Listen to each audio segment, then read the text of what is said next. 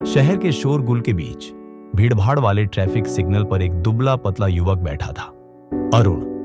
उसके कपड़े फटे हुए थे, बाल बिखरे हुए थे, पैर नंगे थे, लेकिन उसके हाथ में एक पुरानी बांसुरी थी।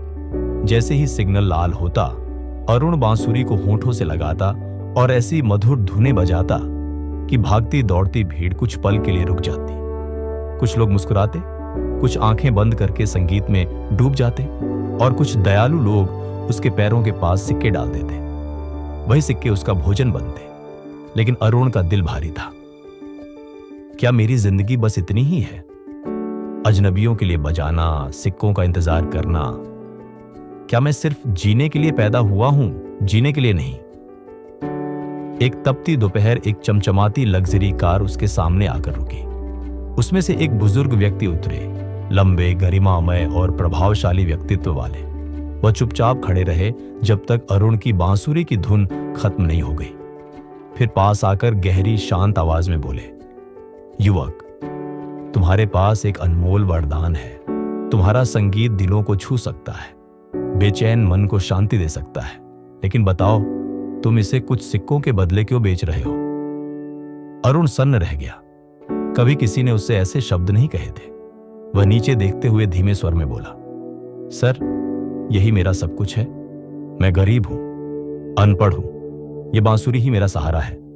मैं बजाता हूं, लोग सिक्के डालते हैं और मैं उसी से पेट भरता हूं।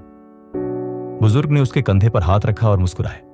बुजुर्ग व्यक्ति बोले, बेटा, जिंदा रहना और जीना दोनों अलग बातें हैं। खुद को सिक्कों का भिखारी समझना बंद करो। तुम भिखारी नहीं हो, तुम कलाकार हो। खुद को शिक्षक समझो, लोगों को यह संगीत सिखाओ।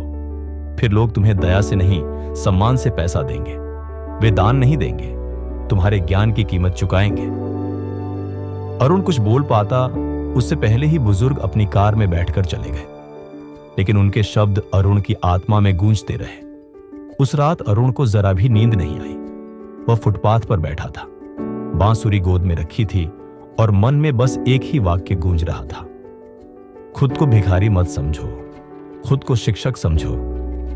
लेकिन तभी एक कड़वा विचार आया, शिक्षक? मैं तो गली का एक मामूली भिखारी हूं। फटे कपड़े, गंदे हाथ पांव, न पढ़ाई, न घर, न पैसा। कौन मुझसे बांसुरी सीखेगा?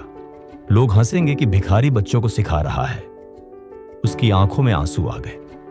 डर ने उसके मन को जकड़ लिया। कुछ देर के लिए उसने बांसुरी को किनारे रख दिया और आसमान की ओर देखा। तभी उसे बुजुर्ग की आवाज याद आई, तुम भिखारी नहीं, कलाकार हो। तुम्हारा संगीत दिलों को छू सकता है। यह सोचते ही अरुण के अंदर हलचल हुई। उसने खुद से कहा, अगर मैं खुद पर विश्वास नहीं करूंगा तो दुनिया मुझ पर कैसे विश्वास करेगी? शायद यही समय है डर को हराने का। शायद यही मेरा पहला बड़ा कदम होगा। उसने बांसुरी को उठाया, धूल झाड़ी और मुस्कुराया। हां, मैं कोशिश करूंगा। लोग हंसे या ताने मारे, मुझे फर्क नहीं पड़ता। मुझे खुद को बदलना है। सुबह होते ही अरुण ने अपनी सारी बचत निकाली और पास की गली में एक छोटा सा जर्जर कमरा किराए पर लिया।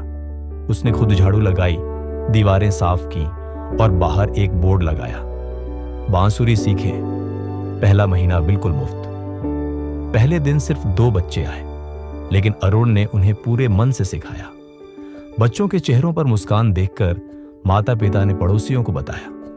धीरे धीरे 5 बच्चे आए, फिर 10, फिर 20। हर बच्चे के साथ अरुण का आत्मविश्वास बढ़ता गया। उसने और बांसुरियां खरीदी, कमरे को रंगा और गर्व से बोर्ड लगाया, अरुण का संगीत क्लास। महीने सालों में बदल गए। वह छोटा सा क्लास धीरे धीरे बढ़ते बढ़ते शहर की सबसे बड़ी संगीत अकादमियों में से एक बन गया। बच्चों की हंसी, ताल और गीतों से माहौल गूंजने लगा। अरुण अब भिखारी नहीं रहा, वह बन गया शिक्षक, मार्गदर्शक और कलाकार बनाने वाला। एक शाम अरुण उसी पुराने रास्ते से गुजर रहा था जहां कभी वह सिग्नल पर बैठकर बांसुरी बजाया करता था। वह कुछ पल वहीं रुका और मुस्कुराया। यादों का सैलाब उमड़ पड़ा। उसी समय एक लग्जरी कार पास आकर रुकी। वही बुजुर्ग उसमें बैठे थे। अरुण की आंखें भर आईं। वह दौड़कर उनके पास पहुंचा और हाथ जोड़कर बोला, अरुण, सर, क्या आप मुझे पहचानते हैं? मैं वही भिखारी हूं जो यहां बांसुरी बजाता था। आपने मुझे कहा था कि खुद को भिखारी मत समझो, शिक्षक समझो। आज 200 से ज्यादा बच्चे मेरे अकादमी में संगीत सीखते हैं। मैं अब सिक्कों का इंतजार नहीं करता, मैं रोज कलाकार पैदा करता हूं। बुजुर्ग की आंखों में गर्व चमक उठा। उन्होंने अरुण के सिर पर हाथ रखा और बोले, बुजुर्ग, बेटा, तुमने अपनी सोच बदली और तुम्हारी किस्मत बदल गई। यही है खुद को नए नजरिए से देखने की ताकत। अरुण मुस्कुराते हुए बोला, अरुण, हां सर, जिस दिन मैंने खुद को भिखारी मानना छोड़ दिया, दुनिया ने भी मुझे भिखारी मानना छोड़ दिया। इस कहानी से हमें यह सीख मिलती है कि हमारी सोच ही हमारी हकीकत बनाती है। आपकी जिंदगी तभी बदलती है जब आपकी सोच बदलती है। दुनिया आपको हमेशा उसी तरह देखेगी जिस तरह आप खुद को देखते हैं। अगर आप खुद को कमजोर, गरीब या असक्षम समझेंगे तो यही आपकी जिंदगी की हकीकत बन जाएगी।